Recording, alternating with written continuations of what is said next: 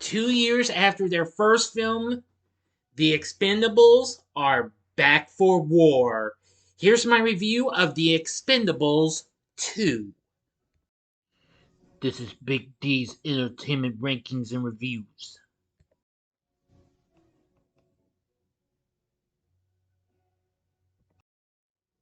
So, greetings, my fellow YouTubers, and welcome to Big D's Entertainment Rankings and Reviews.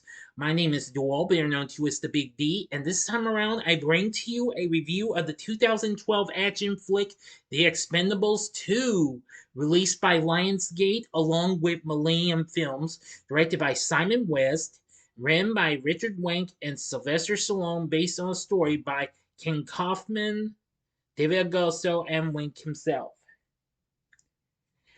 Well, Stallone is back with a big ensemble cast of largely action film actors, most of them from the previous film, including Jason Statham, Jet Li, Dolph Lundgren, Terry Crews, Randy Couture, Bruce Willis, and, though he was uncredited, but he's credited this time, Arnold Schwarzenegger, plus Chuck Norris, Liam Hemsworth, and Jean-Claude Van Damme. This time around, the Expendables undertake a mission which evolves into a quest for revenge against rival mercenary Jean Villain, who murders one of their own men and threatens the world with a deadly weapon.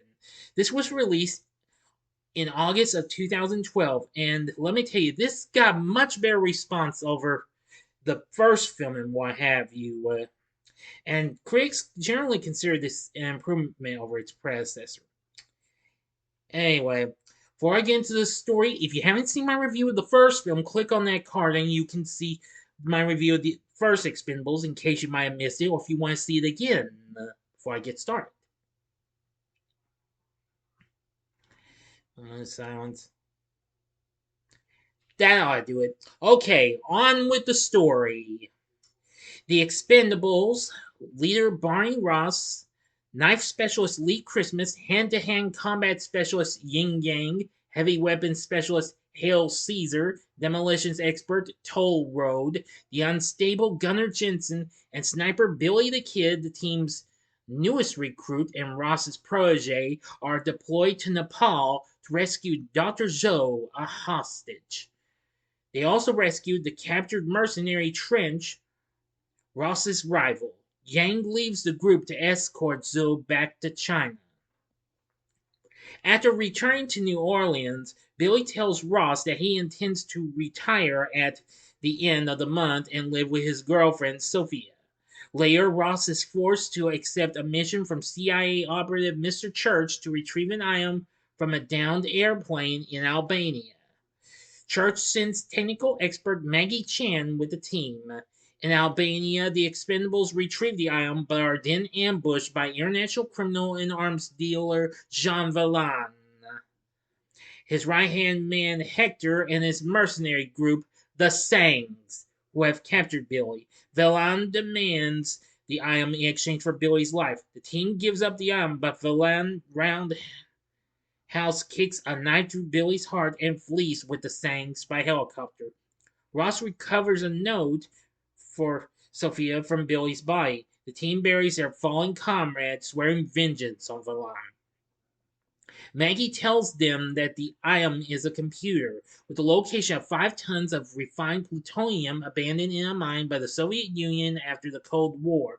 Villain intends to retrieve the plutonium and sell it. The Expendables are able to weakly track the computer signal and follow Villain, which leads them to Bulgaria, where they stay overnight at an abandoned Russian military base. The next morning, the team is ambushed by the Sangs and a tank. After the Expendables, excuse me, I'm getting a little tongue-tied here. Anyways, after running out of ammunition. They are saved by Ross's old friend Booker, who quickly eliminates both the Sangs and the tank. Before he departs, Booker informs the group of a nearby village whose residents oppose Villain. Meanwhile, Hector and Villain dig up the plutonium and begin collecting it. Now I'm going to the final act now, along with the ending, so I'm doing this early. So, as always, you have 5 seconds to stop this video, go to the description box below, and fast forward to the time below. If you've seen the movie already, please continue.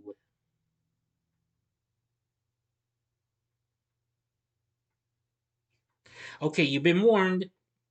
In the village, the Expendables find several armed female villagers guarding their children from Valan's forces. The local inhabitants are taken and put to work as slaves in the mine, never returning, and the women ask for the Expendables' help. The Sangs arrive for more villagers, but are ambushed by the Expendables and killed. After locating Valan and the mine, the team assaults the area with their plane before deliberately crashing into the mine. The team saves the enslaved miners from execution, but Valan and Hector escape with the plutonium. Valan remotely detonates explosive charges in the mine. It collapses, trapping the miners and the Expendables. Church and Trench arrive, freeing the miners and the team, and join the Expendables to pursue Valan. The group intercepts Valan and his men at an airport as he prepares to leave by plane. Joined again by Booker, the Expendables, Trench, and Church engage the Sangs in battle. Christmas decapitates Hector while Ross and Valan fight hand to hand. Ross defeats Valan, stabbing him and avenging Billy. In the aftermath, Ross is given an old Antonov N-2 biplane by Church. Church, Maggie, Booker, and Trench then leave the team. In France, Sophia discovers a box on her doorstep with a large sum of money in Billy's lair. As the Expendables party in the plane, they propose a final toast to Billy. End of story. So, what did I think of the Expendables 2? Well, I'm going to say I really loved it. This was just a little bit more better than the first film, but you don't have to take my word for it. But I do agree with the critics. This was an improvement over its predecessor. And the reason is due to its increased use of humor and action sequences. However, its plot and dialogues were, well, criticized.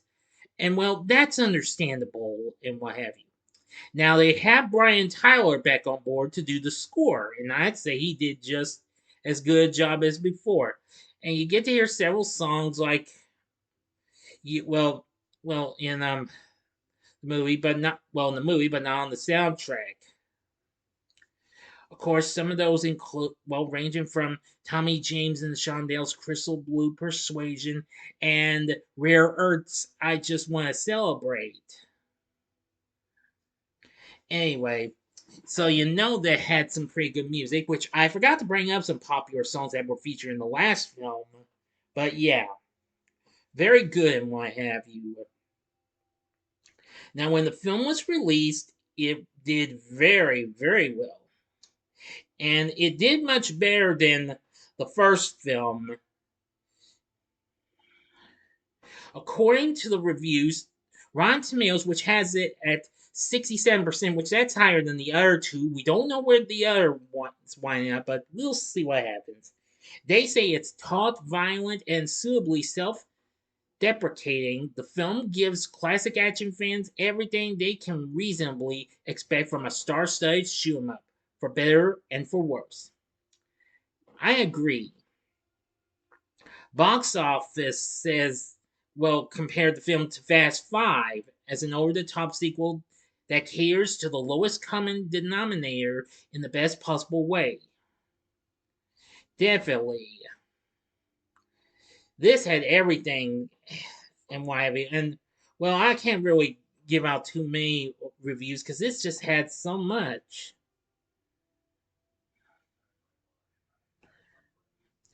But I don't want to give a bad read a bad review though. But anyway, it still became a big success at the box office and a big hit for Lionsgate.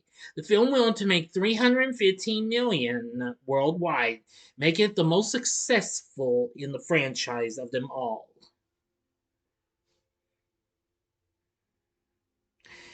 Now, I still say that despite the story was the plot and plot was criticized, but I think the story was not bad and what have you. At least it did have some kick-ass action. Now, as for our cast, we have Sylvester Stallone again as Barney Ross, and I'd say he's still good. Jason Statham reprises his role as Lee Christmas, and he's good as well.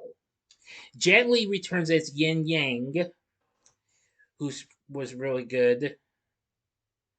But however, Lee could only participate in the film's opening as he was, well, in schedule conflicts with the film Flying Swords of Dragon Gate.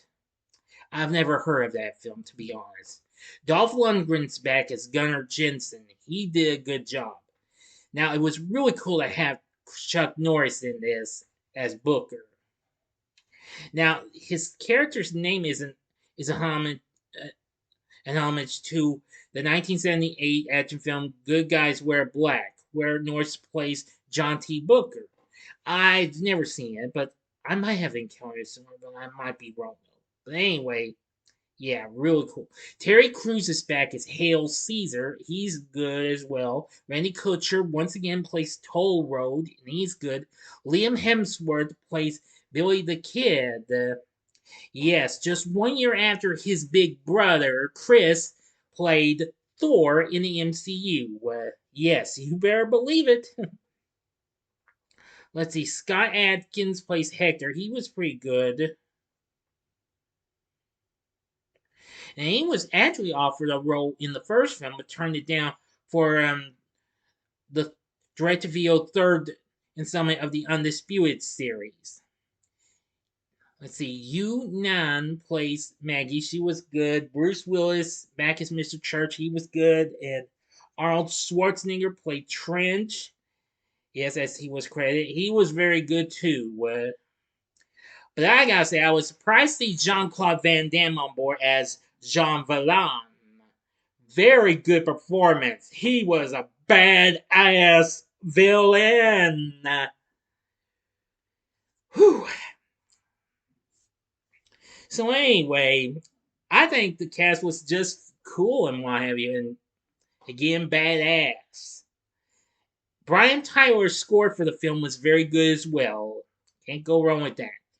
After this, there would be another sequel that would come out 2 years later, but that kind of caused a little backlash or something like that from fans and what have you. But I'll tell you about when I do the review of it. So, with everything said, with a even bigger and impressive all-star cast, and great action, great humor, and a not too bad story, and a great score from Brian Tyler, I'm going to ask, would I recommend The Expendables 2? The answer is hell yeah, definitely. This is probably my favorite of the franchise, and what have you. But we'll see how it holds up when I see Expendables 4 this weekend. Well, at least I hope. But I have seen the third one, and well, I'll tell you about it when I do my review of it.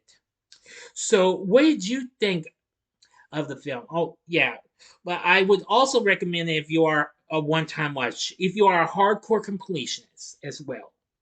So, yeah, what did you think of the Expendables 2? Let me know in the comments section below. If you like the video, click the like button, subscribe, and be a part of the Big D Nation. Join me next time when I bring to you a review of the Expendables 3. The one that got backlashed or something by fans of the first two films. Excuse me. So if you like this, consider checking out my reviews for these other kicking sequels. In the upper left-hand corner is my review of Transporter 2 from 2005, which I did recently. Or if you would like, maybe, oh, I don't know, something a little bit well, Jean-Claude Van Damme, see my review of Hard Target, which really tore through the roof in the reviews. I mean, the views and what have you on my channel recently last month. Or if you'd like, go to the bottom left-hand corner and see my re-review of the film that put Liam Hemsworth's big brother on the map, Chris Hemsworth, in Thor from the MCU. And the bottom right hand corner is the button you can click to subscribe. If you like rankings and reviews on movies, TV, music, video games, etc., then I'm your guy. Thanks for watching. Until next time, I'm the Big D saying, see ya.